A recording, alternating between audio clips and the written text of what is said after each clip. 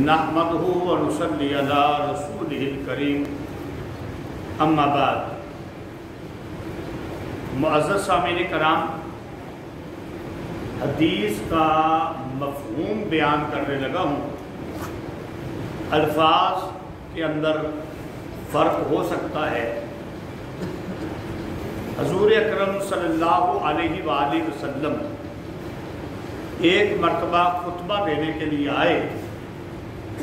آپ صلی اللہ علیہ وآلہ وسلم نے منبر کی پہلی سیڑھی پہ قدم رکھا تو کہا آمین، خلاف معمول تھا۔ دوسری سیڑھی پہ قدم رکھا تو کہا آمین، خلاف معمول تھا۔ تیسری سیڑھی پہ قدم رکھا تو کہا آمین، خلاف معمول تھا۔ آپ صلی اللہ علیہ وآلہ وسلم خطبہ دے کر فارغ ہوئے۔ صحابہ کرام نے عرض کیا کہ یا رسول اللہ صلی اللہ علیہ وآلہ وسلم، آج آپ نے یہ کام جو کیا ہے آگے کبھی ایسے نہیں ہوا۔ نبی کریم صلی اللہ علیہ وسلم نے فرمایا کہ جب میں آیا پہلی سیڑھی پر چڑھنے لگا تو جبریل علیہ السلام سامنے آ گئے اور انہوں نے کہا لعنت ہے اس شخص پر جو رمضان کو اپنی زندگی میں پائے اور اس کے روزے نہ رکھ کے اپنے آپ کو جنت کا مستحق نہ بنائے۔ اور میں نے کہا آمین۔ اب یہ جبریل اللہ کی طرف سے لعنت کا لفظ لے کر آئے ہیں۔ لعنت ڈالنے والی ذات اللہ کی، الفاظ جبریل کے، اور دعا کے بعد آمین نبی کریم صلی اللہ علیہ وسلم۔ دوسری سیڑھی پر چڑھنے لگا، جبریل امین نے کہا کہ لعنت ہو، یا دوسرے الفاظ حدیث کے اندر یہ بھی آتے ہیں کہ خاک آلود ہو ناک اس کی۔ اس کا مطلب یہی ہوتا ہے کہ جس کے سامنے میرا نام نامی محمد صلی اللہ علیہ وآلہ وسلم، سب کہو صلی اللہ علیہ وآلہ وسلم، یہ لیا جائے اور مجھ پر وہ یہ درود نہ بھیجے، اس پر بھی اللہ کی لعنت۔ میں نے کہا آمین۔ تیسری سیڑھی پر چڑھنے لگا تو جبریل نے کہا جو اپنے ماں باپ کو اپنی زندگی میں پائے اور ان کی خدمت اور فرما برداری نہ کر کے اپنے آپ کو جنت کا مستحق نہ بنائے، اس پر بھی اللہ کی لعنت۔ میں نے کہا آمین۔ اب ہمارا موضوع تھا والدین کی فرما برداری۔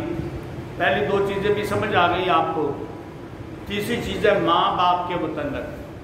اب یہاں پر بھی اگر کوئی آدمی ماں باپ کا نافرمان ہے، خدمت نہیں کرتا، تابع داری نہیں کرتا، ان کی بات نہیں مانتا، تو اس پر اللہ کی لعنت ہوتی ہے۔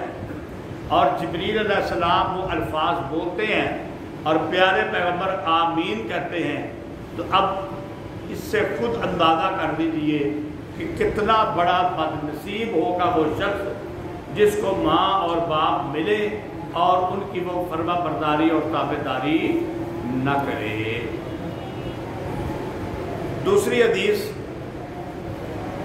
حضور اکرم صلی اللہ علیہ وآلہ وسلم کے پاس ایک صحابی رسول آئے، عرض کیا کہ یا رسول اللہ صلی اللہ علیہ وآلہ وسلم، میرے اوپر سب سے پہلا حق کس کا ہے؟ آپ صلی اللہ علیہ وآلہ وسلم نے فرمایا تیری ماں کا۔ عرض کیا یا رسول اللہ صلی اللہ علیہ وسلم دوسرا حق؟ آپ صلی اللہ علیہ وسلم نے فرمایا تیری ماں کا۔ عرض کیا یا رسول اللہ صلی اللہ علیہ وسلم تیسرے نمبر پر؟ آپ صلی اللہ علیہ وسلم نے فرمایا تیری ماں کا۔ عرض کیا کہ یا رسول اللہ صلی اللہ علیہ وآلہ وسلم اس کے بعد یعنی چوتھے نمبر پر؟ فرمایا تیرے باپ کا۔ تو پہلا حق بھی ماں کا، دوسرا بھی ماں کا، تیسرا بھی ماں کا، چوتھا باپ کا۔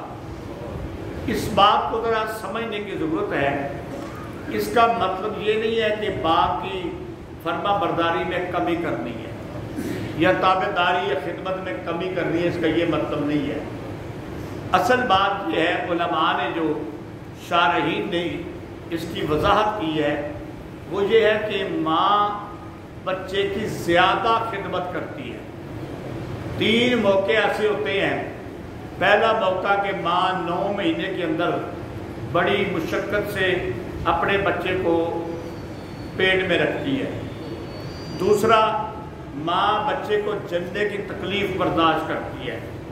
اور تیسرا، جب بچہ بستر پہ پیشاب کرتا ہے، پارٹی کرتا ہے، باپ تو اٹھ کے دور ہو جاتا ہے، صوفے پہ چلا جائے گا، ماں بچے کو بھی نہلائے گی، دھلائے گی، صاف کرے گی، بستر کو بھی دھوئے گی، دودھ بھی پلائے گی، دوائی پلانی بھی ماں کی ذمہ داری ہے۔ رات کو اگر وہ بیمار ہے، اٹھ کے تنگ کرتا ہے، اس کو سینے سے لگانا، یہ بھی ماں کی ذمہ داریاں ہیں۔ پہلی 3 ذمہ داریاں تو ماں نے لی، بچہ 3-4 سال کا ہو گیا، اب باپ کی ذمہ داری آگے کبھی باہر لے گیا، تھوڑا سا اور بڑا ہو گیا تو موٹر سائیکل پہ لے کے اسکول چلا گیا، تو باپ نے بھی خدمت کی ہے۔ اور باپ کی یہ بھی خدمت موجود ہے کہ کمانے والا بھی تو باپ ہے نا، کمانے والا بھی تو باپ ہے، لیکن چونکہ ماں کی خدمت زیادہ ہے اور ماں کے دل کے اندر جو محبت ہوتی ہے وہ ہوتی بھی زیادہ ہے، اس لیے پہلے 3 حق ماں کے کہے اور چوتھا حق باپ کا کہا۔ اس کا یہ مطلب بالکل نہیں لینا چاہیے کہ باپ کی خدمت، تابعداری یا فرما برداری میں کوئی کمی آئے، اس میں بھی کوئی کمی نہیں آنی چاہیے۔ اللہ تعالی ہمیں عمل کرنے، سمجھنے کی توفیق عطا فرمائے۔ وما علینا الا البلاغ المبین۔